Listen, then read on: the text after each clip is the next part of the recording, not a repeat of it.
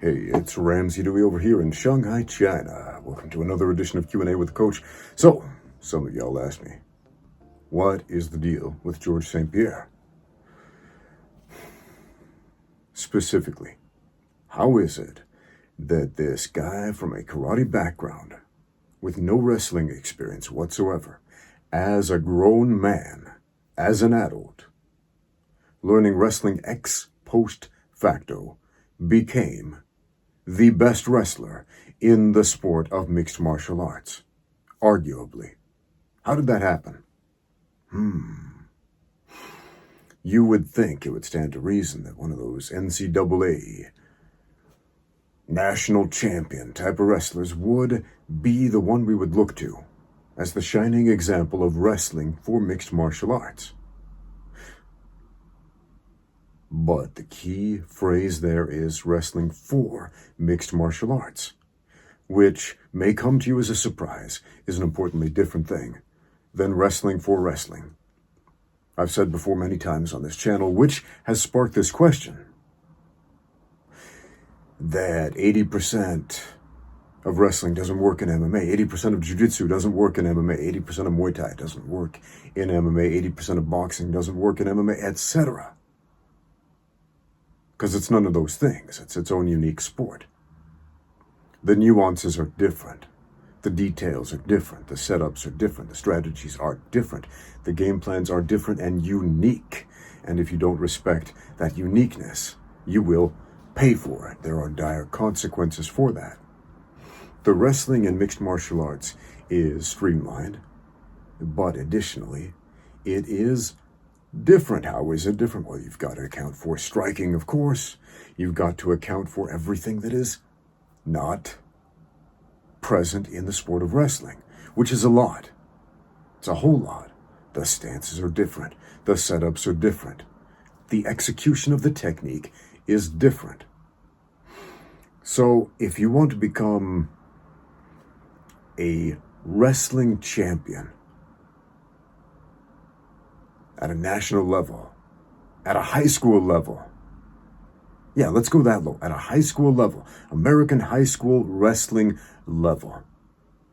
What do you have to know? Well, there's quite a bit you got to know about wrestling.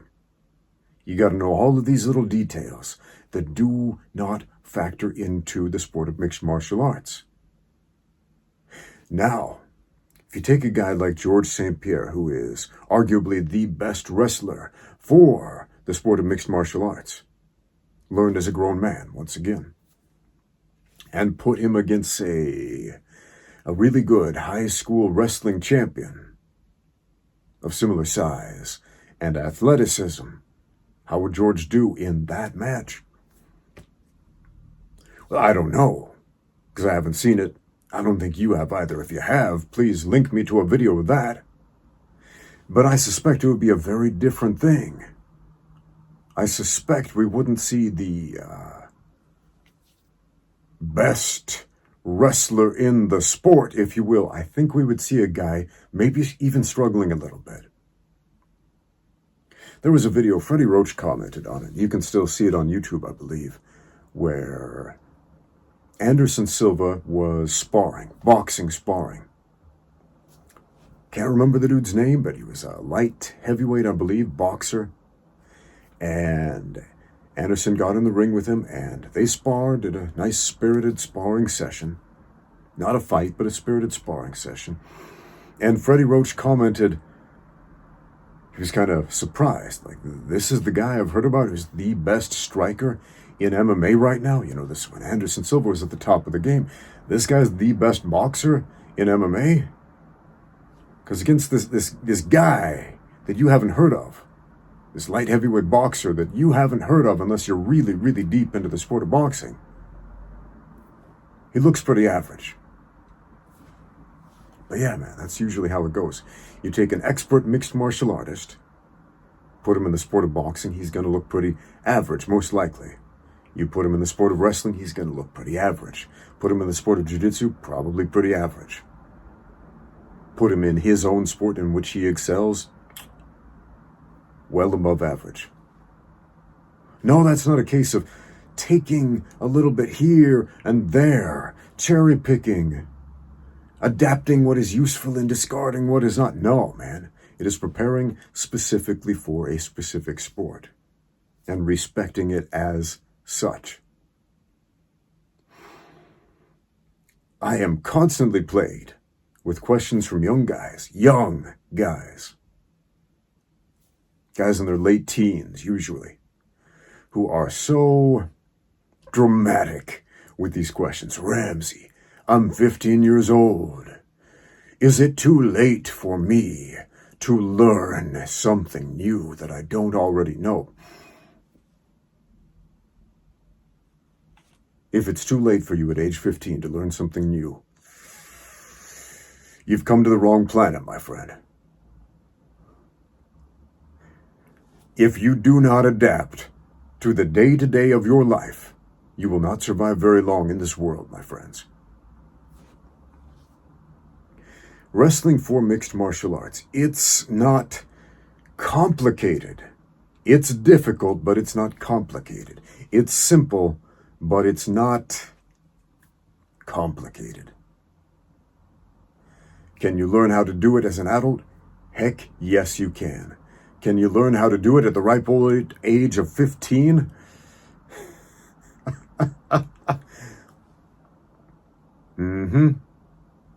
Heck, yes, you can.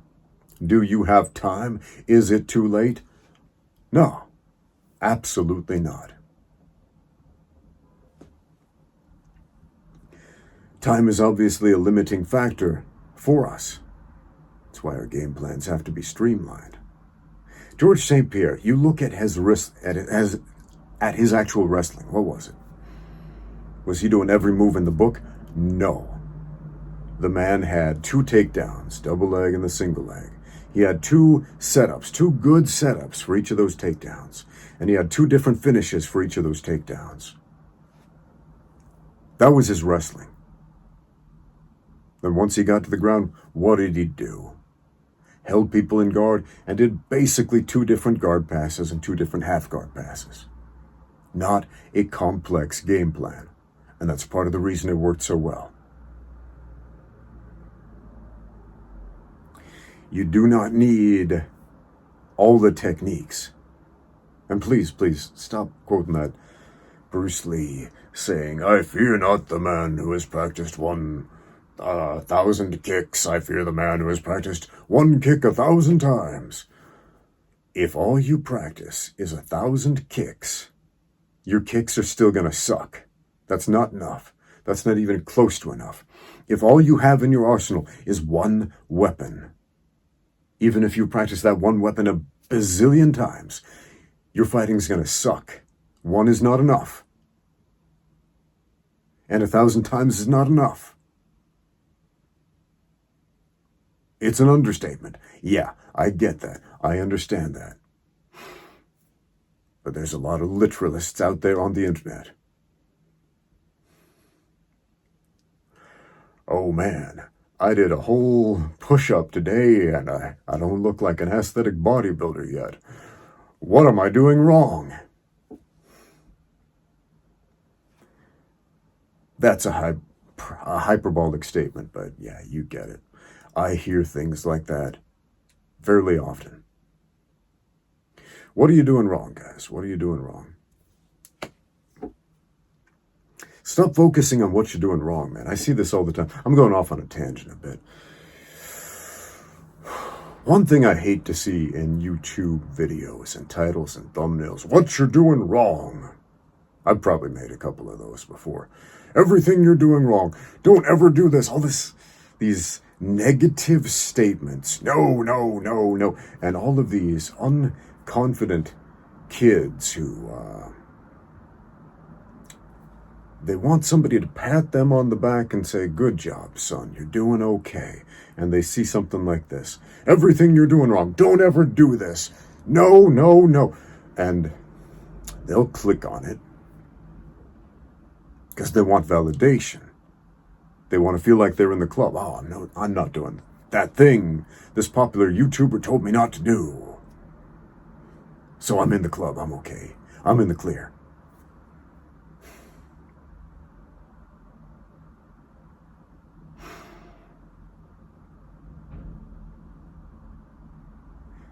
GSP is a phenomenal athlete. Was and is a phenomenal athlete. Fantastic MMA fighter. Great game plans, great executions. But the man wasn't magic. And his method, his methodology, that's something you can learn. That's what's so great about it, because it's real.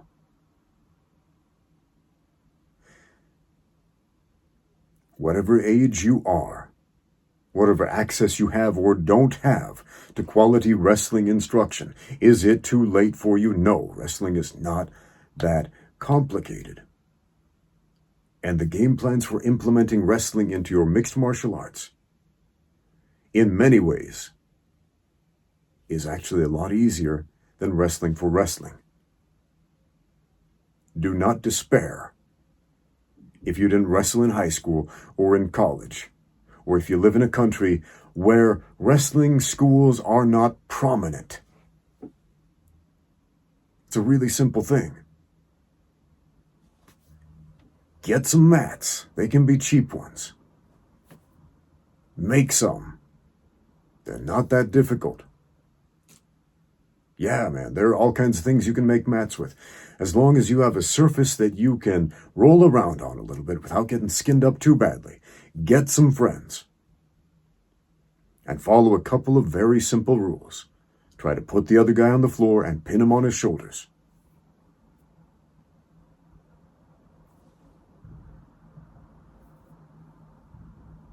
That's an excellent place to start if you have no idea what to do. Thanks for watching.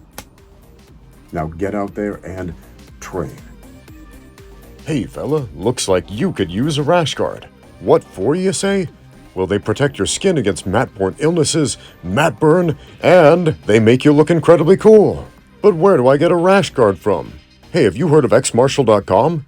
Yeah? Then what are you waiting for? Check them out right now. xmartial.com has all kinds of rash guards, from sleek and simple, novelty, badass designs, and more. Channel your inner Japanese cartoon rat monster. Express your love for bad puns and kitty cats doing iconic jujitsu moves. Hey, that panda's gonna hit the other panda with a folding chair like a pro wrestler. And this one makes your right arm stand out. NoGiBJJGear.com is now xmartial.com, serving your needs beyond just no-gi Brazilian Jiu-Jitsu.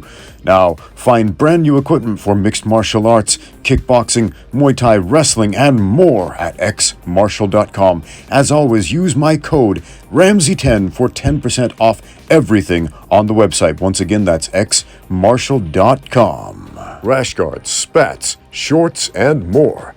Links and discount codes in the description below.